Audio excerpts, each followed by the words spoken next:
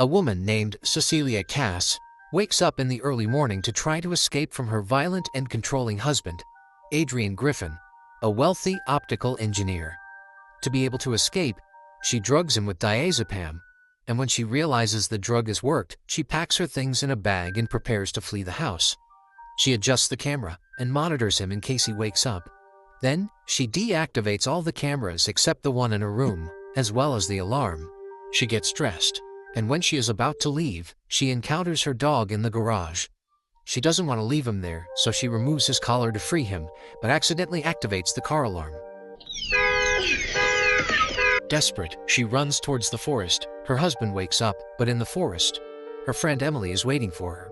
When she gets into the car, the bottle of diazepam falls out. Adrian comes running to stop her.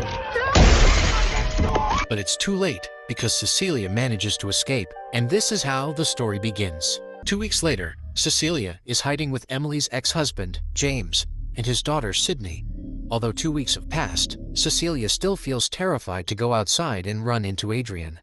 She is even afraid of being watched. Emily arrives to tell her that Adrian has died by apparent.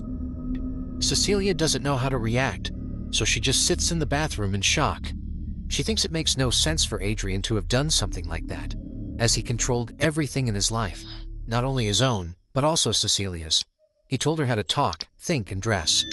When her friends tell her she will be safe now that he is gone, she finally manages to go outside and check the mailbox. Cecilia receives news from Adrian's lawyer and brother, Tom, who tells her that Adrian left her $5 million in his will. With that money, she buys gifts for James and Sydney, such as a ladder, and gives Sydney money so she can attend fashion school. Everyone is happy, everyone is content, although Cecilia starts to feel a presence near her. Not only that, the next day, a knife falls on its own, and the kitchen mysteriously catches fire. That night, Cecilia once again feels like someone is watching her. James? But no matter how much she searches the house, she finds no one. Only an open door with no signs of anyone nearby, even though she feels someone breathing near her. As she sleeps, someone pulls the sheet off her and takes photos of her. She wakes up and realizes that, although she cannot see anyone, she believes there is someone sitting in the chair. The invisible man trolls her by walking toward her. Cecilia gets scared and calls James. James! But when he arrives, he finds no one. James believes Cecilia is still traumatized by Adrian, so he asks her to rest. The next day, Cecilia goes to a job interview. But when she is about to show her portfolio, there is nothing inside. Cecilia starts to feel unwell and faints. She is taken to the hospital and appears to be fine. But when the doctor calls her at home, she tells her that, upon analyzing her blood, they found high levels of diazepam in her system. And there she finds the bottle she had used to drug Adrian. Fed up, she holds a meeting with Tom and James to tell them that she knows Adrian is still alive and used his knowledge in optics to become invisible and torment her. What the fuck? Tom confesses that he also suffered abuse from his brother and believes Adrian manipulated Cecilia so much that even in death, he makes her believe he is still alive. But to assure Cecilia that this is not the case, he shows her photos of Adrian's corpse. When Cecilia goes to talk to Emily, Emily gets angry with her because of an email she received in Cecilia's name, speaking badly about her. Didn't send you the fucking email. Cecilia tells her that she didn't send the email, but rather that Adrian, who is tormenting her, did, but Emily doesn't believe her. Please. When Cecilia searches her email, she finds the one that was sent to Emily. Upon reading all the horrible things that the invisible man wrote, she collapses to the floor crying.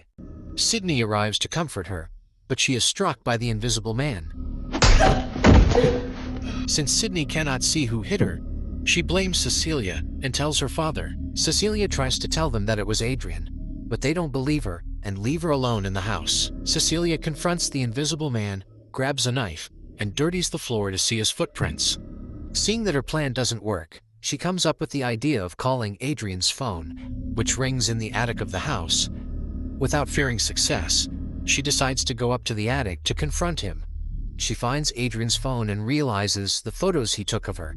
She also finds a knife and blueprints of her house.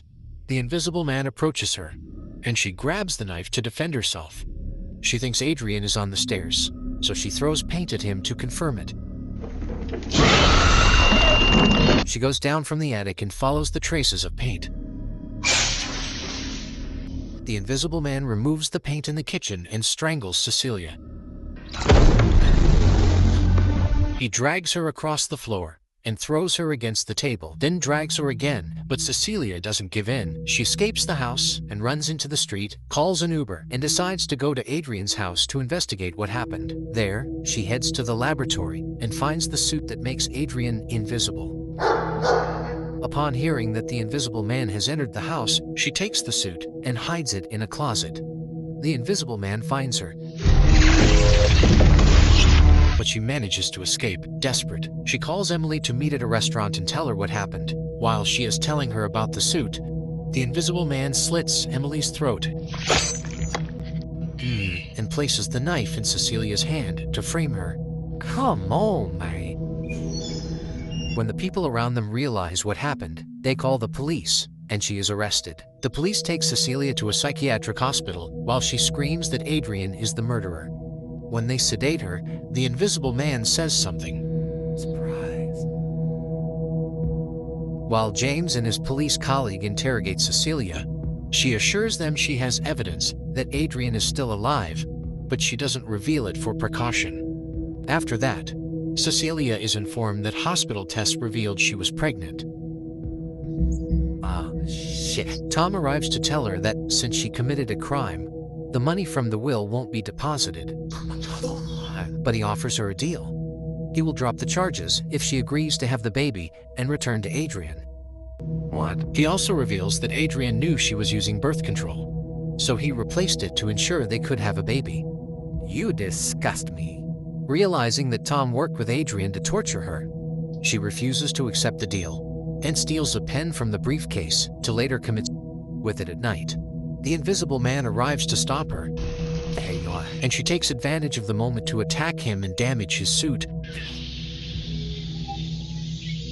A police officer enters, but Adrian attacks him. When Cecilia tries to escape, two other officers try to stop her until Adrian arrives and attacks them. More officers come after him, but none manage to do anything. Literally, no one can handle him, only Cecilia managed to hurt him. Since his suit isn't working, the Invisible Man decides to leave. Cecilia grabs a gun and follows him. She exits the hospital and shoots at him but misses. She searches for him among the cars until he grabs her and threatens to harm her loved ones. He heads to James's house, and Cecilia tries to shoot him. She steals a car and follows Adrian while calling James to warn him that his daughter is in danger. The Invisible Man arrives at James's house, and Sydney sprays him with pepper spray. He hits her, and at that moment, James arrives. But when he enters the house, the Invisible Man beats him up.